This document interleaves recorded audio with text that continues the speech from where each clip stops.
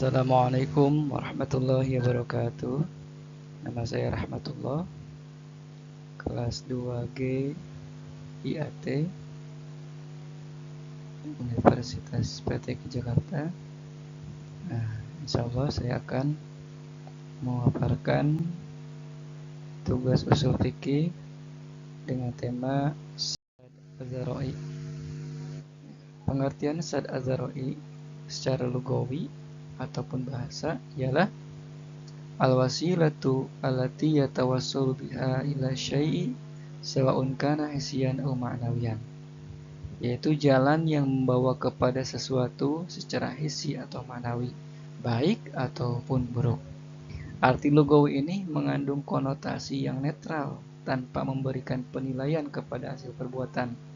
Pengertian netral inilah yang diangkat oleh Ibnu Qayyim ke dalam rumusan definisi tentang zari'ah, yaitu makana wasilatan wa tariqan ila syai', apa-apa yang menjadi perantara dan jalan kepada sesuatu. Selanjutnya, Badran memberikan definisi yang tidak netral terhadap zari'ah itu, yaitu wa al-musilu ila syai'i al-mamnu'i al-mustamili ala mafsadatin, apa yang menyampaikan kepada sesuatu yang terlarang yang mengandung kerusakan. Nah, untuk menempatkannya dalam bahasan yang sesuai dengan yang dituju, kata zari'ah itu didahului dengan sad, yaitu menutup, artinya menutup. Nah, maksudnya adalah menutup jalan terjadinya kerusakan. Nah, Wahbah Juwaili menginginkan definisi yang netral, karena itu ia memilih definisi yang dikemukakan oleh Ibnu Qayyim di atas. Jadi sadu az-zari'ah itu ya menutup atau melarang setiap perbuatan yang mengantarkan kepada sesuatu yang dilarang, yang mengandung kerusakan dan mudarat. Jadi bila mana ada suatu jalan yang dapat menimbulkan kepada kerusakan atau kemudaratan, maka ditutup dengan sad az-zari'ah ini ya sebagai wasilah. Nah, sad az-zari'ah ini ya berfungsi untuk menutup atau melarang perbuatan tersebut supaya tidak terjadinya kerusakan atau kemudaratan. Contoh misalkan kita tahu bahwa menjual pisau itu kan boleh. Nah, tetapi ketika kita tahu juga bahwa di saat kita menjual pisau, pisau ini akan digunakan untuk membunuh atau melukai orang, maka jual pisau ini dilarang karena menimbulkan kemudaratan, kerusakan. Maka di sini sad az-zari'ah berfungsi untuk menutup transaksi jual beli pisau tersebut. Selanjutnya ada kedudukan sad az-zari'ah. Nah, meskipun hampir semua ulama dan penulis usul fikih menyinggung tentang sad az-zari'ah, namun amat sedikit yang membahasnya dalam pembahasan khusus secara tersendiri. Ada yang menempatkan bahasannya dalam deretan dalil-dalil syara' yang tidak disepakati oleh ulama.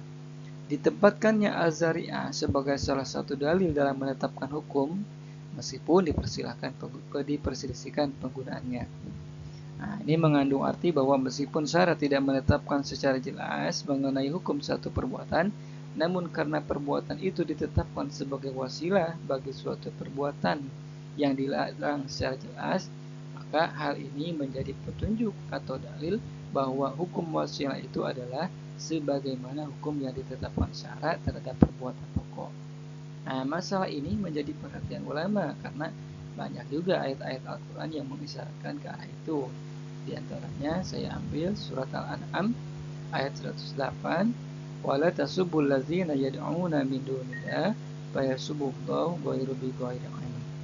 Nah, janganlah kamu caci orang yang menyembah selain Allah, karena nanti ia akan mencaci Allah secara memusuhi tanpa pengetahuan. Sebenarnya mencaci dan menghina penyembah selain Allah itu kan boleh-boleh saja. Bahkan jika perlu boleh memeranginya.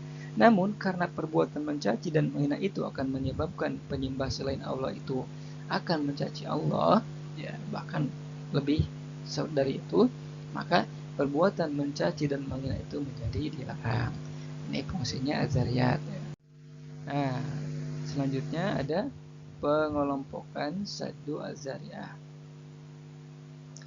Dari Saddu Az-Zari'ah juga dapat dikelompokkan dengan melihat kepada beberapa.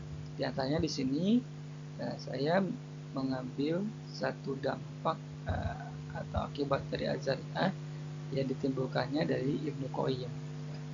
Ibnu Qayyim membaginya Az-Zari'ah menjadi 4, namun saya di sini ambil 3 saja. Ya.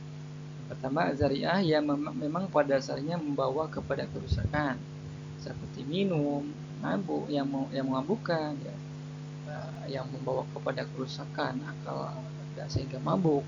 Terus perbuatan zina yang membawa pada kerusakan atau keturunan. Nah, terus yang selanjutnya zari'ah yang ditentukan untuk sesuatu yang mubah, namun ditujukan untuk perbuatan buruk yang merusak, baik dengan sengaja seperti nikah muhalil atau tidak sengaja seperti mencaci sebagai agama lain.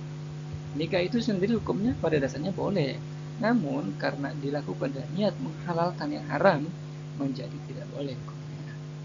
Nah, terus mencaci sembahan agama lain itu sebenarnya hukumnya mubah, namun karena cara tersebut dapat menjadikan perantara bagi agama lain untuk mencaci Allah dan agama Islam, ini menjadi terlarang melakukannya. Nah, yang ketiga, zari'ah yang semula ditentukan untuk mubah tidak ditunjukkan untuk kerusakan. Namun biasanya sampai juga kepada kerusakan yang mana kerusakan itu lebih besar dari kebaikannya. Seperti biasanya seseorang perempuan yang baru kematian suaminya dalam masa iddah, berhiasnya perempuan boleh hukumnya, tetapi dilakukannya berhias, nah ini tidak boleh, nanti akan menimbulkan fitnah.